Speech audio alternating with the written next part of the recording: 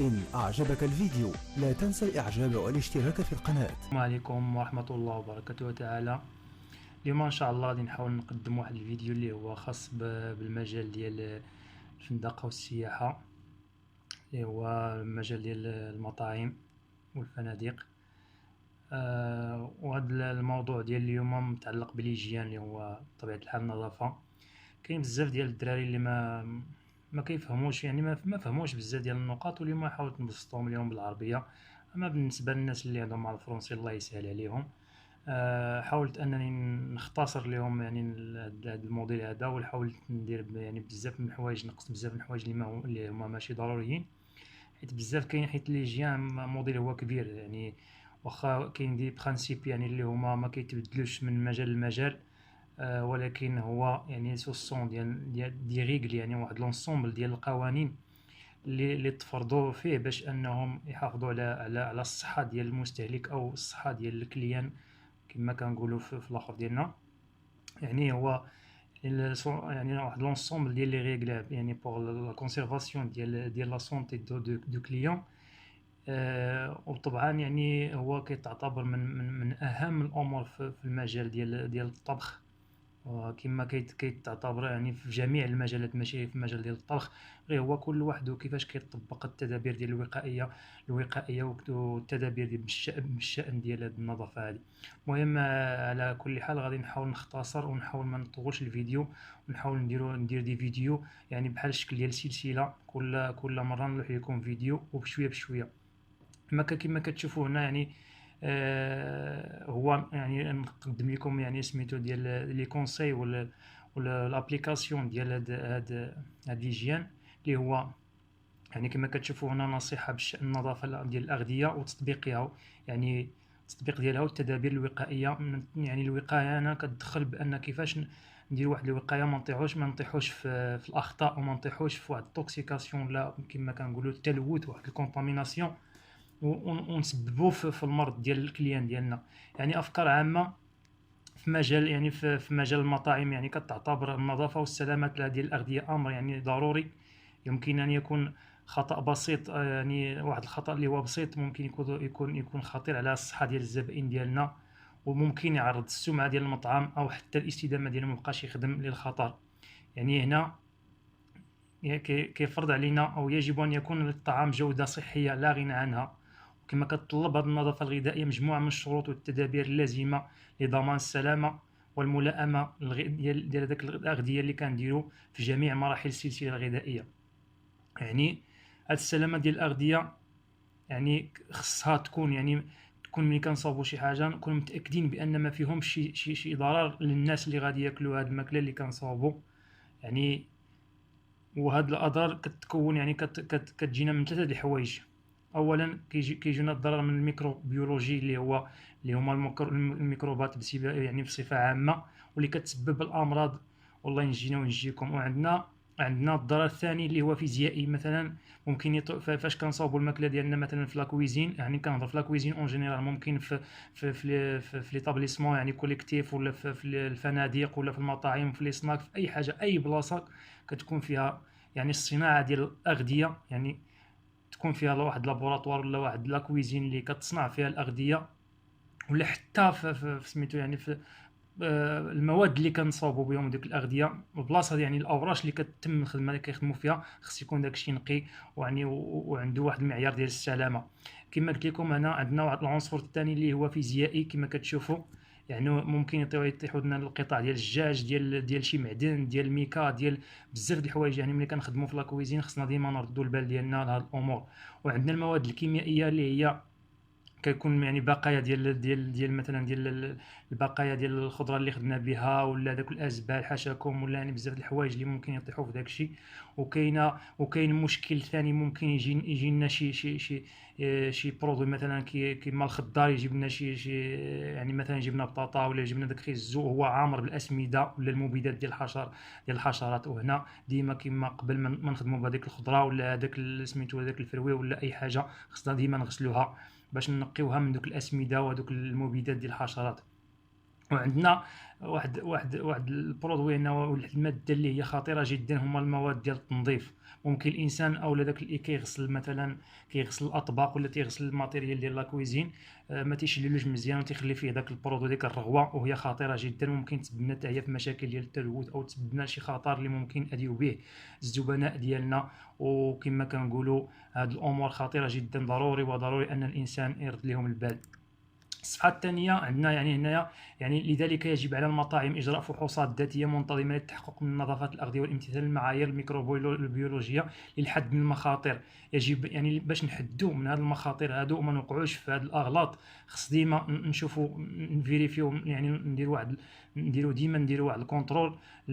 فاش كتجينا السلعة من لي فورنيسور مثلا ديال اللحم ولا ديال الدجاج ولا ديال الحوت ولا كيما ما بغى يكون هذاك الفورنيسور، يعني داك اللي كنشريو منه، خصنا نراقبوا دوك المنتوجات عند التسليم فاش كيحطهم لينا، ونشوفوا الجوده ديال هذوك الجوده ديالهم، ونشوفوا الضمان، درجه الحراره والتاريخ. مثلا في درجه الحراره تقدر يجيب لك مثلا شي واحد الحوت ويجيبوا لك فوق موطور، ولا يجيبوا لك في شي طاكسي ما فيهاش فريغو، هذه ما مقبولاش نهائيا. خص تجي طوموبيل مثلا، ولا يجي هذيك الحاويه اللي كيجي فيها، ولا ديك الكاميون، خص يكون فيه فريغو، ولا مهم يكون فيه درجه حراره، يعني اللي كما كنقول لكم اللي كتكون يعني صالحه لذاك المنتوج، ولا صالحه لذاك الحاجه اللي بغينا.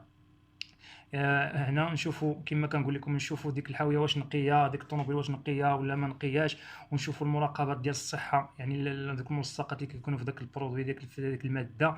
ونشوفوا دوك ديما ملي كنختاروا مثلا واحد الورش، مثلا واحد لوزين مثلا كيدير مثلا تيصاوب اللحم، خصنا نشوفوا هذاك لوزين يكون معتمد، ولا مثلا شي وزين ديال لاكلاص، ولا خص داكشي يكون عندهم يعني معتمد، يعني مرخص، ماشي يكون مرخص ويكون معتمد من طرف الدوله، ويكون خاضع سميتو، خاضع لهاد القوانين الصحيه ضروري.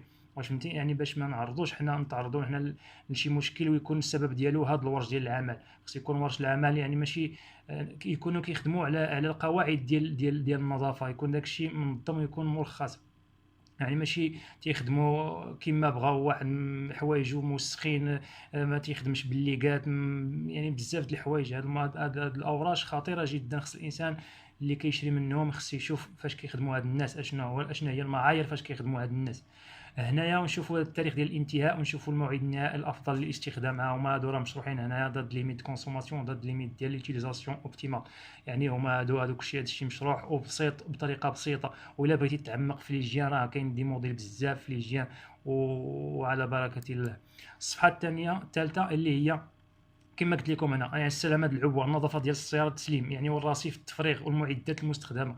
ما ممكنش حنا تجي لنا مثلا، تيجيو لنا المواد ديالنا مثلا اللي كنخدموا بهم، وخدموا فيهم في لا كويزين، يعني في المطبخ، وملي كيجيبهم داك السيد اللي هو فورنيسور، كيحطهم ليا في واحد البلاصه مثلا ماشي نقيه، في واحد الرصيف يعني ما زوينش،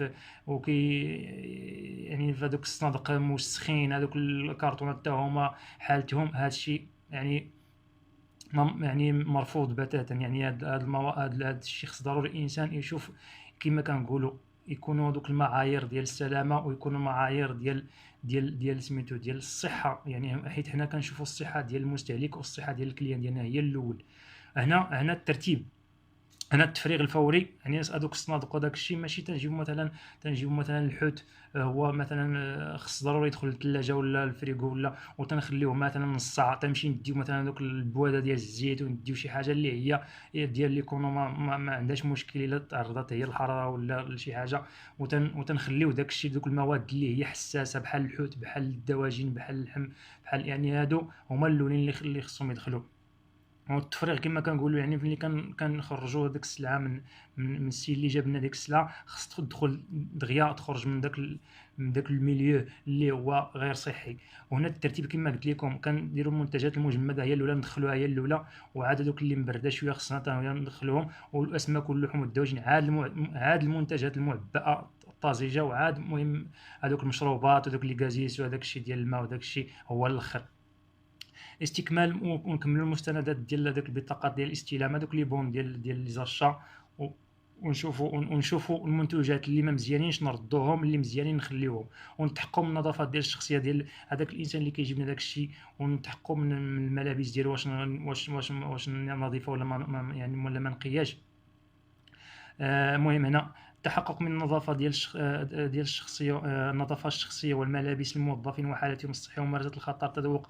هنايا تنهضروا على الداخل ديال المطعم عاوتاني، خص يكون لوتوني ديالنا يكون نقي، الملابس ديالنا نقيين، حالتنا ديال يعني الحاله ديالنا ديال الصحه يكون ما فينا حتى مرض، حيت هنا تندخلوا عاوتاني في الامراض اللي هما ممكن يكون واحد ناقل العدوى، يعني بورتور سان، هذا خطير، ممكن يصيب ليكيب كامله، المجموعه كامله ديال لاكويزيون ممكن يمرضها. والممارسات الخطيره اللي هي كاينه، ماشي ما كايناش، كاينه وكنشوفوها. بنادم تيذوق بالصباع ديالو، كيعطس على الطعام وكيمسح، يعني ما كيمسح يديه التوني ديالو ولا ما كيمسحوش كاع، مشكله. يعني هذه ضروري وخطيره جدا وكثيره بزاف سميتو في المطاعم وفي الفنادق. خص الانسان ياخذ لها البال، هذه راه خطيره جدا ومن العادات السيئه للعامل. هذه ماشي ما كايناش، كاينه بزاف. الانسان اللي بغى يذوق خصو يذوق سميتو بمعلقه، يعني سميتو بالكوفير يعني موجودين، خصو يذوق بالمعلقه، خصو يرد البال، الهضره ما بقاش يهضر فوق الماكله، خصو ما يعطش على الماكله، خصو الا مسح بغى يمسح خصو يغسل يديه، خصو يعني اشاك اوتيليزاسيون ديال الخدمه خصو يغسل يديه ويمسحهم يعني ببابي سويماه. هادو امور اللي هي ضروريه. الخدمه ديال الصيانه المعدات، خص هذوك المعدات باش نخدموا ديما يكون عندهم واحد الصيانه ديما، يعني يكون واحد التكنيسيان ولا كما كيقولوا اللي تكنيك اللي كيكون ديما كيراقب الفران وكيراقب الثلج وكيراقب بزاف د الحوايج اللي متعلقه بالضوء ومتعلقه اللي حنا ما كندخلوش فيها كموظفين ديال المطعم. هنا خص ضروري نحاربوا، يعني ديما نحاربوا الحشرات والقوارض وداك الشيء اللي كيصدق سرق الزيت وداك الشيء، هذوك الحوايج اللي ممكن يدخلوا لك مثلا في ماتيريال، ممكن يطيحوا لك في ماكله، ممكن هادو تا هما خطيرين جدا. هنا تطلب علينا ديما اي حاجه بغينا نخدموا بها خصنا نغسلوها ولا نشللوها، على الاقل تشلل بالماء، وبحال دابا البراد وداك الشيء خص ضروري تسوسهم مزيان وتشوفوا ديال داك الفم ديالو راك ما داخله فيه شي حاجه. يعني ضروري هاد الامور هادو يتقام بهم الانسان، يعني يكون انسان مسؤول. وهنا مثلا بالنسبه للحوايج مثلا لي بريباراسيون ديما خصهم يتغطاو بابي فيلم، او هادي اوبليجي، ماشي تبقى الزيت تما معريه ويبقى لك لي بلا معريين. هاد الامور خطيره جدا. هاد عاوتاني عندنا الحد من التكاثر ديال الجراثيم الموجوده، يعني خصنا نحددوا نديروا نحاولوا نسيطروا على دوك الجراثيم اللي كاينه ما تكاثرش. هنا عندنا الاحترام اوقات التخزين ودرجه الحراره والوقت. هنايا مثلا كاين شي حوايج اللي مثلا كنطيبوهم وكندخلوهم سخانين للثلاجه، هادو من الامور اللي هي خطيره حتى هي. وكاين الامور اللي كنخرجوا من الكونجيلاتور جامده وكنخدموا بها وكنردوها للكونجيلاتور، هادو حتى هي خطيره. هاد النقطه مهمه وخطيره اللي هي ممكن تدي حتى هي دير واحد كونتاميناسيون ولا واحد توكسيكاسيون للكليان، حيت خطيره تيولي داكشي خطير. هنا عندنا من الضروري تجنب هذوك ضروري ما نديرو ما نكسروش ديك السلسله ديال التبريد، يعني خصنا نعرفوا المنتجات ديالنا اش من درجه الحراره خصهم يكونوا فيها، واش ديال يعني لومبيونت ولا في درجه 6، ولا خصنا نعرفوا هنايا كل حاجه اش من درجه خصها تكون فيها هنايا، حيت كاين حوايج اللي ممكن نخليهم في واحد الدرجه وممكن يخسروا بديك الدرجه، حيت ماشي الدرجه اللي هي ديالها. وهنا كنوليو كنضيعوا في السلعه وكنديروا لا بيرت بالنسبه للسلعه لا مارشانديز ديالنا. غنمشيو لها صفحه اخرى اللي هي غادي ندخلوا هنايا في الطريقه ديال 5 ام اللي هي 5 ديال امات. هاد الخمسه ديال الام هي من الامور اللي هي ضروريه، اللي كتعتبر من اهم الامور باش نتجنبوا هاد الاخطاء ونتجنبوا هاد سميتو هاد لي توكسيكاسيون، هاد الكونتاميناسيون اللي هي المان دوفر، وعندنا الميثود يعني ماتير دوفر وماتير بروميير، وعندنا ماتيريال، وعندنا الميليو، عندنا مانجمنت. هنا اليد العامله يعني ممكن يكون تلوث من قبل الموظفين والتعامل والاخطاء التقنيه والاهمال وعدم الامتثال لقواعد النظافه، هذه راه باينه. الانسان اللي ما كيتعاملش مثلا بقواعد النظافه راه غادي يسبب المشاكل في هذا المجال هذا، وممكن يدير اخطاء يعني ما لا يحمد عقباها. عندك الطريقه، يعني سوء تنظيم العمل، تقنيات الطهي والتبريد، سيء التحكم، عدم الامتثال لدرجة الحرارة إلى آخره. كما قلت لكم كل منتوج، كل برودوي تتكون عنده واحد درجة الحرارة. الا ما عرفتيهاش تتقلب عندنا لي فيش تكنيك ديال هذاك ليليمون ولا داك البرودوي، تنقراو اشنو عنده في سميتو في العلبه ديالو ولا في الساشيه ديالو. كاين معلومات متعلقين بدرجه الحراره ودرجه كيفاش ولا دات كونسوماسيون، كلشي الحمد لله فيه. حتى الوقت ديال الطيابه راه تيعطيو لك كلشي. عندنا العمل والمواد الخام، التلوث، يعني هذا التلوث هذا كيكون يعني داخلي. كاين اللي كيكون يعني اللي كيكونوا الجراثيم، كيكون تلوث متبادل من المنتوجات النظيفه والمنتجات المتسخه. هنايا كندخلوا مثلا المنتوجات النظيفه كندخلوا عليهم منتوجات متسخه، تيولي هذاك الشيء كلشي خاسر. مثلا بحال القاعده ديال الفيفو والليفو، هي بان كندخلوا الحاجه اللي دخلت الاولى هي اللي كتخرج الاولى. ماشي مثلا كندخل انا واحد الحاجه اليوم وكنجيب وحده غدا وكنخدم ديال غدا وتنسى ديال اليوم. هذه كتسبب واحد الضياع خطير جدا في الغاسبياج، كدير بزاف د المشاكل، وممكن ما تستمرش في هذه الخدمه الا ما احترمتيش هذه القاعده اللي هي قاعده جد جميله الانسان الا حتفظ الا يخدم بها راه تتهز حتى هذيك ليطابليسمون بهذه الطريقه هذه، وما كتضيعش في لي برودوي ديالك، وما كتضيعش في المنتوجات ديالك، وما تضيع في والو، حيت ديما الحاجه القديمه تنخدموا بها وتنخليو الجديده حتى نكملوا بالقديمه. عندنا هنا المواد، النقص الصيانه والصيانه المعيبه. هنا النقص ديال الصيانه، هنايا مثلا تيجي شي واحد تيصوب لك فران اللي ما كيقادوش كوم الفو، وكاين شي صيانه اللي خص الناس اللي خدامين في التكنيك هما اللي خصهم يقابلوا هذوك الامور، هذاك الماتيريال الكبير.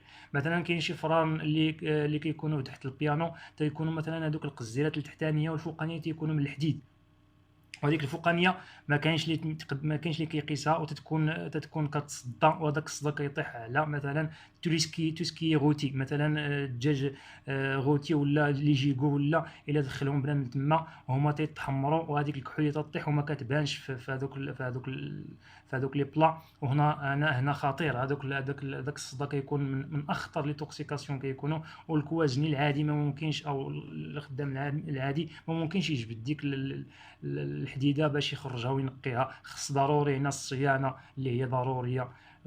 خص يعني اللي مقابل بالتكنيك، يعني التقني اللي هو خصو يجي ويحيد لك هذيك على الاقل باش تغسلها ولا تنقيها ولا تشوف حالتها. وهذا الفرار للاسف لحد الان كاين بزاف ديال الفنادق والمطاعم والسناكات اللي خدامين بهم، حيت ما تيقدروش يشريو، ولا الله اعلم كل واحد والحاله ديالو. بالنسبه للفران اللي هما فونتيلاتور اللي كيكون كلشي اينوكس وكيبان لك كلشي حاجه اللي مسخره تنقيها. هاد الفران كما قلت لكم القدام خطيرين جدا، وبزاف د الحوايج اللي خصهم تكون الصيانه ديالهم يعني مستمره. هنا الوسط، يعني الوسط هو لو ميليو فاش كنخدموا، يعني اللي تقدر يكون شي جو ماشي هو هذاك ولا الحراره كثيره بزاف ولا الرطوبه، تهوئه غير كافيه، وهذا شيء خطير. وعندنا هذوك الابخره والضباب والغبار والحشرات الى ما ذلك. هنا بالنسبه للتهويه كاين بزاف ديال المرافق اللي هما ما عندهمش التهوئه، وهذا الشيء خطير. ولا تتلقى كل شيء تيخدم، يعني ما عندوش واحد السيباراسيون ديال مثلا الكارمونجي والباتيسري والشو، كلشي معزول، كتلقى كلشي مخلط، وهذه حتى هي تعتبر من اخطر الامور.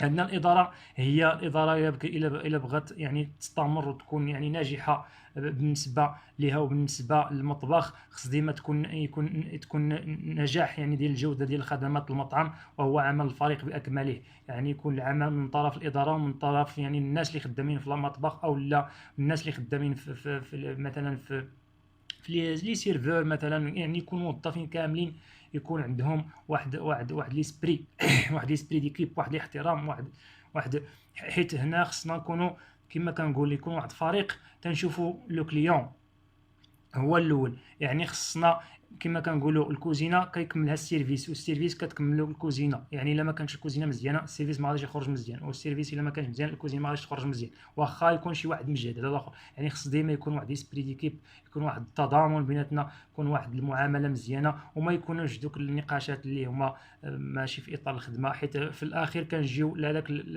الورش باش نخدموا وباش يعني اول الخدمه ديالنا هي اللي كتميزنا على الناس الاخرين، ولا على لي كونكورونس اللي عندنا اخرين. واي واحد بغى يعلي راسو خص يعلي راسو في الخدمه ويعطي اطباق يعني جد ممتازه ونقيه وصحيه، كما قلت لكم كتكون عندها معايير ديال السلامه.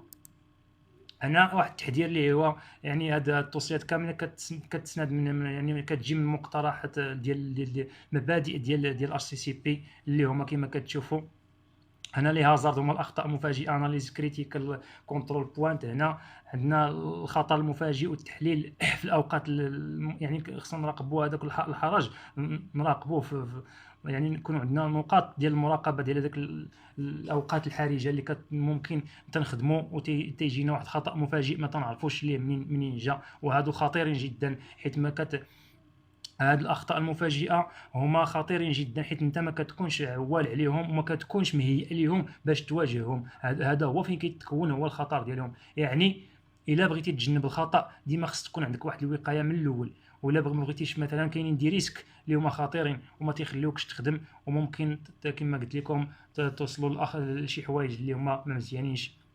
هنا كتقترح تحديد المنتجات ومراحل العمل التصنيع ديال دوك الاوراق الفنيه اللي هما لي فيش تكنيك، تحديد والتحليل وتحديد الاولويات المخاطر. يعني ديما خصك تحدد الاولويات من تيجيو لك المخاطر واقتراح التوصيات، يعني وخصك ديما تقترح واحد التوصيات والتدابير الوقائيه وعناصر المراقبه اللي كتسمح بتحديد وسائل التحكم والسيطره من اجل الحصول على نتائج مقبوله. اذا ما درتيش هذا الشيء راه ممكن تطيح في مشاكل اللي هما خطيره جدا.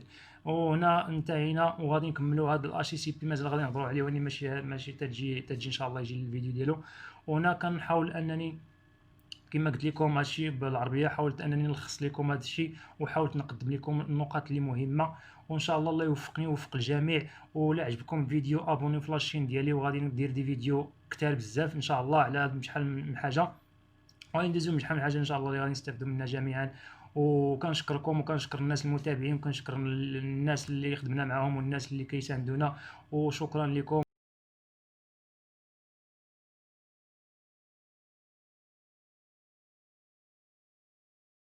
إن أعجبك الفيديو لا تنسى الإعجاب والاشتراك في القناة.